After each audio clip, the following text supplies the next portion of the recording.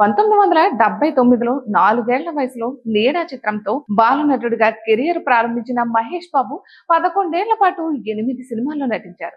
అటు తర్వాత 9 సంవత్సరాలు గ్యాప్ తీసుకుని రాజకుమారుడు చిత్రంతో హీరోగా ఎంట్రీ ఇచ్చారు.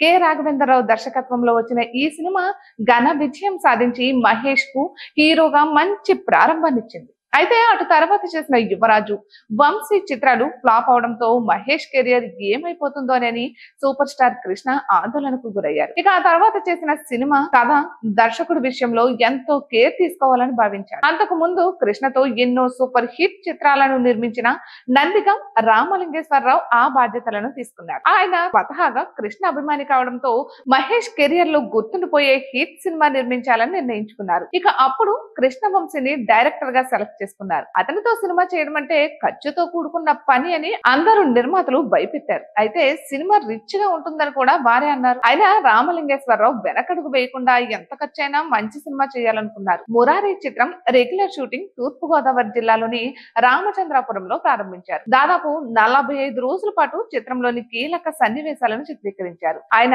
సన్నివేశాలను శంషాబాద్ టెంపుల్లో తీశారు. షూటింగ్ జరుగుతున్న సమయంలో కృష్ణవంశీతో గొడవలు ఎక్కువ కావడంతో విసుగుపోయిన రామలింగేశ్వరరావు షూటింగ్ బాధ్యతలను తన బావమరిది బుల్లి సుబ్బారావుకు అప్పగించి ఆయన మద్రాసు వెళ్లిపోయారు. ఇవేవి పట్టించుకోకుండా కృష్ణవంశీ మాత్రం షూటింగ్ పైనే కాన్సన్ట్రేట్ చేశారు. మహేష్ నుంచి అద్భుతమైన పర్ఫార్మెన్స్ ను రాబట్టుకోవడంతో పూర్తిగా సక్సెస్ అయ్యారు. ఆ రోజుల్లోనే ఆ సినిమాకి 8 కోట్ల బడ్జెట్ అయింది. ఇక సినిమా నిర్మాణంలో ఎక్కడా రాజీ పడిన రామలింగేశ్వరరావు రిలీజ్ కి ముందు చేసే పబ్లిసిటీ విషయంలో కూడా కాంప్రమైజ్ అవ్వలేదు. ఫిబ్రవరి 17న మురారి చిత్రం విడుదలైంది. పరీక్షల ముందు సినిమా రిలీజ్ అవడంతో ఫ్యామిలీ ఆడియన్స్ థియేటర్స్ కు రాలేదు. దాంతో మొదటి 2 వారాలు కలెక్షన్స్ డల్ గానే ఉన్నాయి. యూనిట్ మొత్తం సినిమాపై ఎంతో కాన్ఫిడెన్స్ తో ఉంది. ఇక ఆ సమయంలోనే రామలింగేశ్వరరావు పబ్లిసిటీ పెంచారు.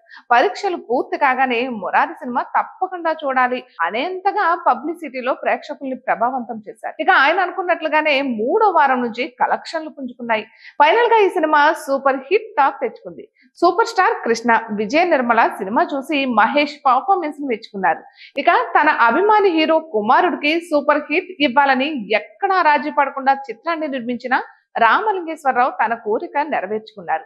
ఎన్నో కేంద్రాల్లో మురారి 100 రోజులు పూర్తి చేస్తారు. సినిమా నిర్మాణానికి అయ్యే బడ్జెట్ విషయంలో గానీ, పబ్లిసిటీకి అయ్యే ఖర్చు విషయంలో గానీ ఎక్కడా రాజీ పడిన రామలింగేశ్వరరావు మురారి 100 రోజుల ఫంక్షన్ మాత్రం చేయలేకపోయారు. సినిమా సక్సెస్ఫుల్ గా రన్ అవుతున్న సమయంలోనే 100 రోజుల ఫంక్షన్ కు హైదరాబాద్, విజయవాడలలో నిర్వహిస్తామని చెప్పారు. దానికి వీలుగా హైదరాబాద్ లో ఫంక్షన్ పూర్తవగానే చార్ట్ అండ్ ఫ్లైట్ లో ఆర్టిస్టులను, టెక్నీషియన్స్ ను విజయవాడకు తీసుకెళ్తామని చెప్పారు రామలింగేశ్వరరావు. అయితే దానికి ఒక కండిషన్ పెట్టారు. 100 రోజుల ఫంక్షన్ కి కృష్ణవంశీ రాకూడదని కృష్ణకు చెప్పారు నిర్మాత. నిజానికి కృష్ణకు కానీ, మహేష్ కు కానీ దర్శకులంటే ఎంతో గౌరవం. అలాంటిది ఫంక్షన్ కు డైరెక్టర్ రావడానికి వీల్లేదని నిర్మాత చెప్పడం వారిని బాధ కలిగింది. డైరెక్టర్ లేకుండా ఫంక్షన్ చేయడం కరెక్ట్ కాదని భావించిన మహేష్ మురారి 100 రోజుల ఫంక్షన్ ను క్యాన్సిల్ చేశారు. Hi guys, subscribe to JKTV. Subscribe to JKTV. Please subscribe to JKTV. Subscribe to JKTV. Hi andarki namaskaram. Please subscribe JKTV. Andarki namaskaram. Please like, share and subscribe JKTV.